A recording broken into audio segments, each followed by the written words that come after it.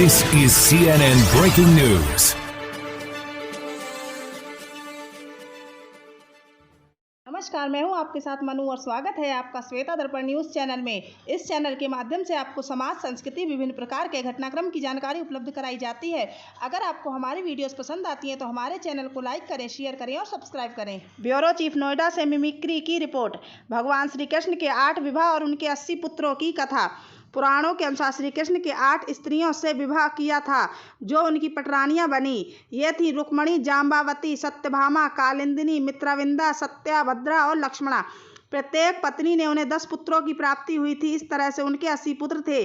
आज हम आपको श्री कृष्ण की 8 रानियों और उनके 80 पुत्रों के बारे में बताएंगे।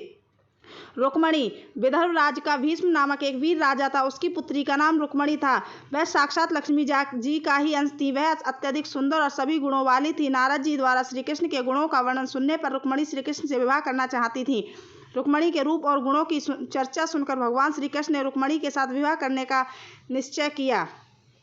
जाम्बावती सत्राजित नामक एक यादव था। उसने भगवान सूर्य की बहुत भक्ति की। उससे खुश होकर भगवान ने उसे एक मणि प्रदान की। भगवान श्री कृष्ण ने सत्राजित को वह मणि राजा उग्रसेन को भेंट करने को कहा, लेकिन सत्राजित ने उसकी बात नहीं मानी और मणि अपने पास ही रख ली। एक दिन सत्राजित का भाई प्रसेन उस मणि को लेकर जंगल में शिकार करने गया। वहां एक शेर ने प्रसेन का वध करके वह मणि छीन ली और अपनी गुफा में जा छिपा। कुछ दिनों बाद छत्रराज जाम्बवत ने शेर को मारकर वह मणि अपने पास रख ली। सत्राजित ने मणि चुराने और अपने भाई का वध करने का दोष श्री कृष्ण पर लगाया। इस दोष से मुक्ति पाने के लिए श्री कृष्ण उस मणि को खोज करने के लिए वन में चले गए। मणि की रोशनी से श्री कृष्ण उस गुफा पर पहुंच गए जहां जाम्बवंत और उसकी पुत्री जाम्बवती रहती थी। श्री कृष्ण और जाम्बवत के बीच घोर युद्ध हुआ। युद्ध में पराजित होने पर जाम्बवंत को श्री कृष्ण के स्वयं विष्णु अवतार होने की पता चली। श्री कृष्ण का असली रूप जानने पर जाम्बवंत ने उनसे क्षमा मांगी और अपराध का प्रायश्चित करने के लिए अपनी पुत्री जाम्बवती का विवाह श्री कृष्ण के साथ कर दिया। सत्यभामा मणि लेकर श्री कृष्ण द्वारा पहुंचे। वहां पहुंचकर श्री कृष्ण ने वह मणि सत्राजित को दी और खुद पर लगाए दोष को गलत साबित किया। श्री कृष्ण के निर्दोष साबित होने पर सत्यजित खुद को अपमानित महसूस करने लगे। वह श्री कृष्ण के तेज को जानता था, इसलिए वह बहुत भयभीत हो गया। उसकी मूर्खता की वजह से श्री कृष्ण की सबसे कोई दुश्मनी ना हो, इस डर से सत्राजित ने अपनी पुत्री सत्यभामा का विवाह श्री कृष्ण के साथ कर दिया।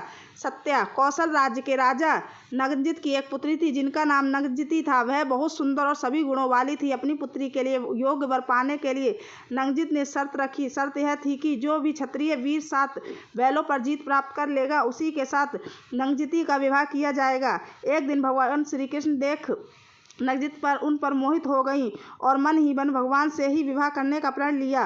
भगवान श्री कृष्ण यह तय कर चुके थे कि अपनी भक्ति की पूरी करने के लिए भगवान श्री कृष्ण ने 7 बैल को अपने वश में कर उन पर विजय प्राप्त की।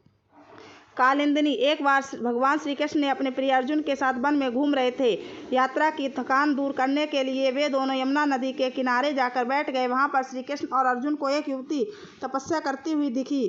उस युवती को देखकर अर्जुन ने उसका परिचय पूछा। अर्जुन द्वारा ऐसा पूछने पर उस युवती ने अपना नाम सूर्यपुत्री कालिंदिनी बताया।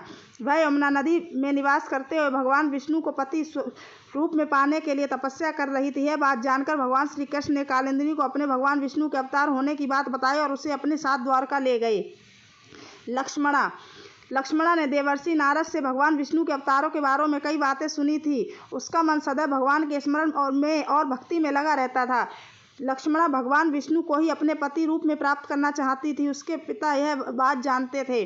अपनी पुत्री की इच्छा पूर्ति करने के लिए उन्होंने स्वयंवर का एक ऐसा आयोजन किया जिसमें लक्ष्य भेद भगवान विष्णु के अवतार श्री कृष्ण के सिवा कोई दूसरा ना कर सके। लक्ष्मण के पिता ने अपनी पुत्री के विवाह उसी वीर करने का निश्चय किया जो पानी में मछली की परछाई देखकर मछली पर निशाना साधे।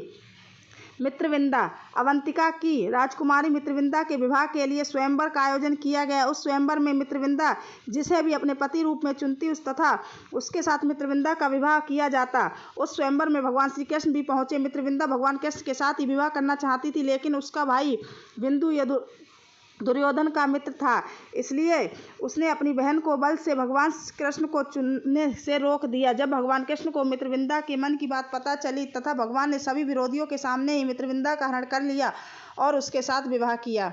भद्रा भगवान कृष्ण की सुतकीर्ति नामक एक भुआ कैकई देश में रहती थी। उनकी एक भद्रा नामक कन्या थी। भद्रा और उसके भाई भगवान कृष्ण के गुणों को जानते थे, इसलिए भद्रा के भाइयों ने उसका विवाह भगवान कृष्ण के साथ करने का निश्चय लिया। धन्यवाद।